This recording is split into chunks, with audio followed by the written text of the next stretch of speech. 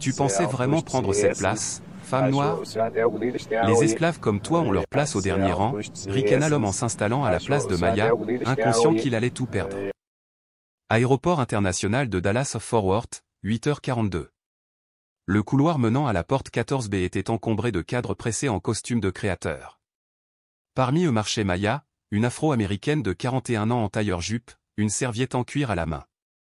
Elle s'arrêta pour consulter le tableau des départs. Vol 882 pour New York, à l'heure. Ses lèvres esquissèrent un petit sourire de victoire. Première classe, siège 3A. Maya fit un signe de tête polie à l'hôtesse de l'air en embarquant. « Bonjour, dit-elle. Bienvenue, madame. Par ici, s'il vous plaît. » Elle le suivit jusqu'à l'avant de la cabine et s'arrêta au 3e rang. Son siège était occupé par un homme aux cheveux gris, vêtu d'une veste de costume ample. C'était le genre de personne qui s'étalait sur 2 sièges et s'attendait à ce que personne ne vienne le déranger.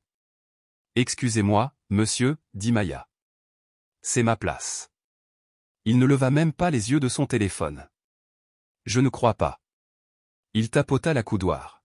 « Vous devez vous tromper. » Elle lui montra sa carte d'embarquement. Première classe, rang 3. Ce n'est qu'à ce moment-là que son regard se leva, ni surpris, ni même curieux. Il la regarda comme un professeur réprimandant un élève indiscipliné. « Écoute, femme noire, la première classe est réservée aux clients payants, pas aux domestiques.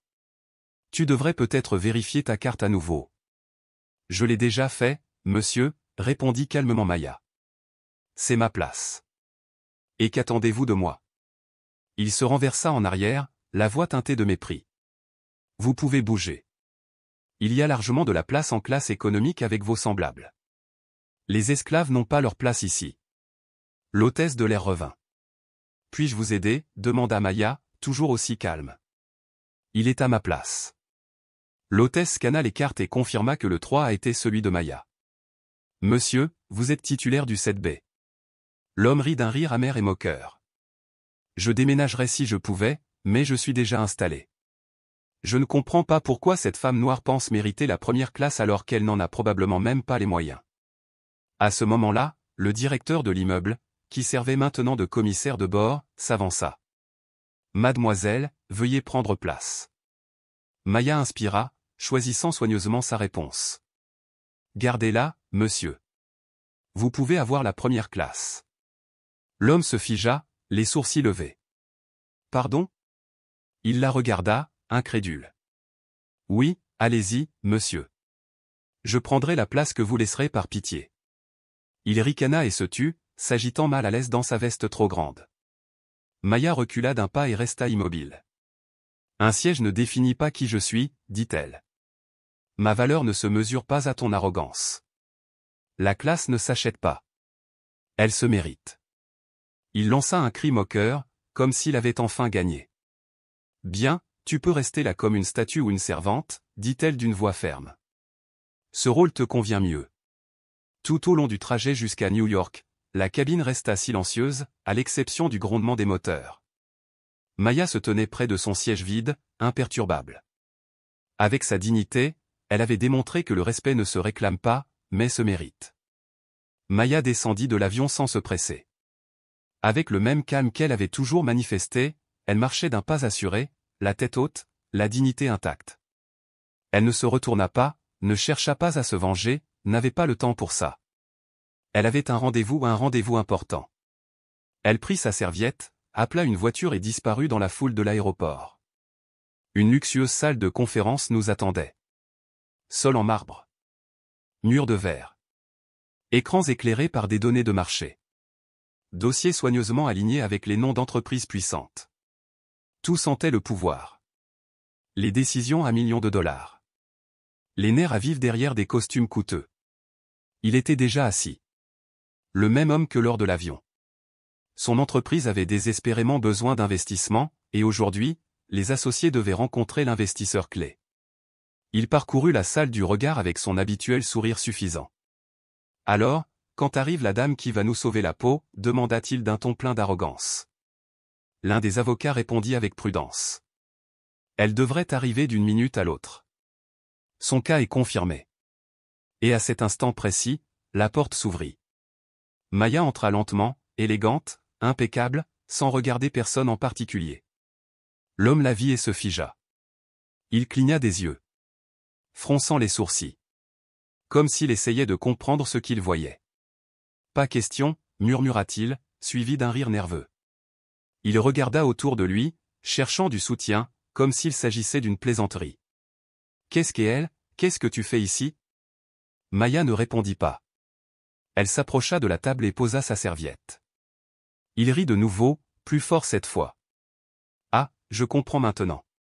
Je ne savais pas que cette entreprise embauchait aussi du personnel de nettoyage. Personne n'a ri.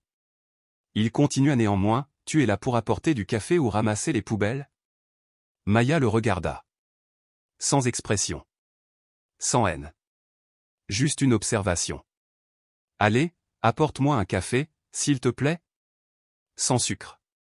Et vite. Esclave. Un frisson parcourut la pièce. Maya garda le regard fixé sur elle. Puis, calmement, elle se retourna et sortit de la salle de réunion.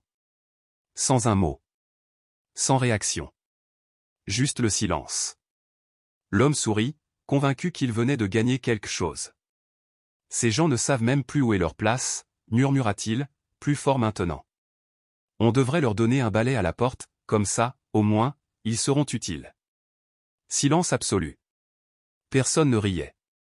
Mais lui, si. Fièrement. Ce qu'il ne savait pas, c'est que la femme qu'il venait d'appeler, esclave, était sur le point de décider de l'avenir de son entreprise d'un seul mot. La porte s'ouvrit à nouveau.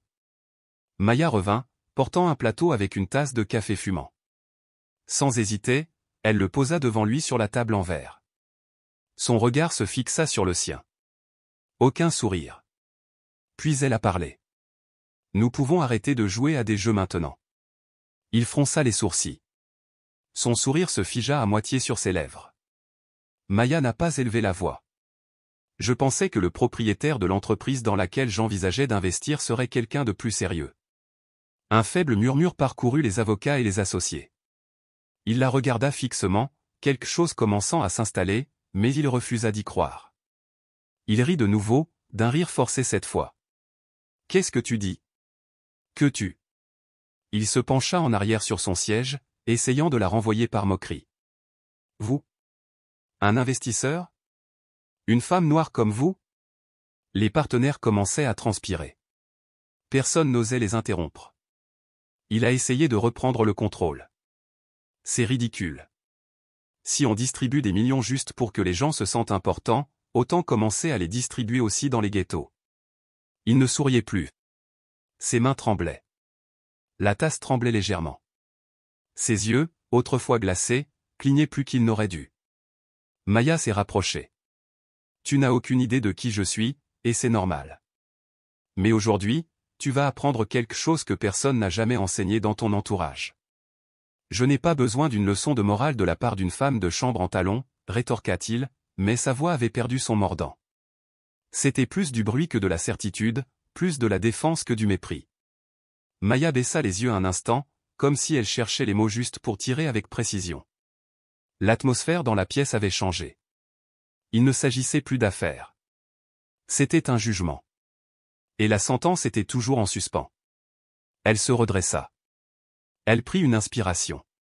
Puis, d'une voix douce, elle dit ce qu'il ne s'attendait pas à entendre. Je m'appelle Maya Hameçon. Et oui, je suis la seule investisseuse à avoir pris la peine d'examiner le désastre financier dans lequel votre conglomérat est en train de sombrer. Elle s'arrêta, laissant le poids de ses mots se poser. Alors que d'autres entreprises se retiraient à cause du risque, j'ai demandé les rapports. Tandis que d'autres investisseurs voyaient des chiffres négatifs, j'ai vu des opportunités. Pendant que vous riez, je sauvais votre entreprise l'ignorant que l'homme qui aboyait comme un chien enragé dans l'avion était vous. Il ouvrit la bouche mais aucun mot ne sortit. Maya s'approcha encore plus. Oui, je suis cette femme noire qui, selon vous, devrait cirer des chaussures et servir du café. Et je suis aussi la seule personne à avoir fait une offre sérieuse pour vous sortir de la faillite. Elle n'a pas élevé la voix. Elle n'a pas cligné des yeux. Tu n'as pas besoin de me respecter. Elle se pencha juste assez pour que ces derniers mots frappent avec toute leur force. Mais aujourd'hui, tu apprendras à craindre ce que tu pensais pouvoir ignorer. Il avait besoin d'une bouée de sauvetage, et jusqu'à aujourd'hui, j'étais cette bouée de sauvetage. Il essaie de rire, mais n'y parvient pas. Attendez, ce doit être un malentendu. Maya l'interrompt brusquement. Non. Le seul malentendu, c'est qu'elle pensait que ton racisme resterait caché derrière des chiffres et des contrats. L'un des partenaires, pâle et hésitant, prend enfin la parole. Maya, l'offre tient toujours, n'est-ce pas? Elle ne répond pas. Son regard se fixe sur l'homme qui l'a humilié devant tout le monde, et qui fond sous son silence. Il se penche en avant, balbutiant. Mademoiselle Jameson, je ne pensais pas ce que j'ai dit. C'était un moment de faiblesse. Maya rencontre son regard suppliant avec le même calme inflexible qu'elle utilisait dans l'avion, et son silence tombe comme du plomb dans la pièce. Ce silence est une bombe à retardement. Il la fixe, l'incrédulité laissant place au désespoir. Mademoiselle Jameson, supplie-t-il, vous ne comprenez pas. Elle l'interrompt sans élever la voix. C'est ce qui m'inquiète le plus, que tu ne réfléchisses jamais. Tes insultes n'étaient pas que des mots cruels, c'étaient des verdicts. Si tu avais réfléchi, tu saurais que la façon dont tu traites les gens quand tu penses qu'ils n'ont aucun pouvoir révèle exactement qui tu es quand tu le perds. Maya se tourne vers la table. Soyons clairs, il ne s'agit pas de ce que vous m'avez dit ni des insultes. Il s'agit d'une culture que vous avez permise, nourrie et dissimulée derrière des cravates et des rapports trimestriels. Vous n'êtes pas tombé seul, votre ego vous a poussé vers le bas, votre arrogance vous a achevé et votre racisme a scellé le sort. Il tente de se reprendre en faisant un geste pathétique des mains. On peut arranger ça, s'il vous plaît? Je te donnerai des actions, un siège au conseil d'administration, et même ma démission si nécessaire. Elle s'approche, si près qu'il sent sa présence comme une tempête au bord du gouffre. Il la fixe, impuissant. Maya pose fermement ses deux mains sur la table et parle d'une voix aussi douce que dangereuse. La question n'est pas de savoir si je veux investir. C'est de savoir si tu mérites d'être sauvé. Il ouvre la bouche, mais aucun mot ne sort. Maya se redresse, prend sa serviette, regarde autour d'elle et dit « On se parle demain ». Elle se retourne et ferme la porte. Le lendemain matin, son assistante entra avec une nervosité palpable. Ils ont accepté de signer, Madame Jameson. Leurs avocats sont en ligne et attendent votre validation. Maya ne leva même pas les yeux. Non, répondit-elle d'une voix posée mais ferme. L'assistante fronça les sourcils, déstabilisée. Vous annulez l'accord? Maya referma lentement le dossier, avec une assurance tranquille. Oui. Ce n'est ni à cause de leurs propos, ni pour une question d'ego. Et encore moins à cause de lui. Elle croisa son regard, le ton chargé de conviction. Si j'investis là-dedans, je renie tout ce pourquoi j'ai travaillé. J'enverrai le message que mes valeurs sont à vendre. L'assistante hocha la tête, absorbant le sens profond de ses mots. Maya se leva. Il y a des choses dans ce monde qu'on ne devrait jamais essayer de sauver. Certaines pourritures doivent simplement s'effondrer. Des mois plus tard, au cœur d'un hiver glacial à Brooklyn, dans un petit drive-in de quartier, un homme en uniforme défraîchi enchaînait les commandes derrière un casque audio. C'était lui. Celui qui, autrefois, ricanait ouvertement, humiliait, écrasait les autres sous son pouvoir et ses privilèges. Aujourd'hui, il prenait des commandes à la chaîne pour un salaire minimum. Son empire s'était effondré. Ses anciens partenaires avaient disparu, les banques l'avaient rayé de leur liste, et son nom ne valait plus rien. Maya ne l'a jamais recroisé. Non pas parce que c'était impossible. Mais parce qu'elle n'en éprouvait plus aucun besoin. Si cette histoire vous a percuté, ne manquez pas notre prochaine vidéo. Elle raconte le témoignage bouleversant d'une adolescente noire plongée dans le coma par un policier, sans que celui-ci sache qui était réellement sa mère. Cliquez maintenant pour découvrir cette nouvelle vérité.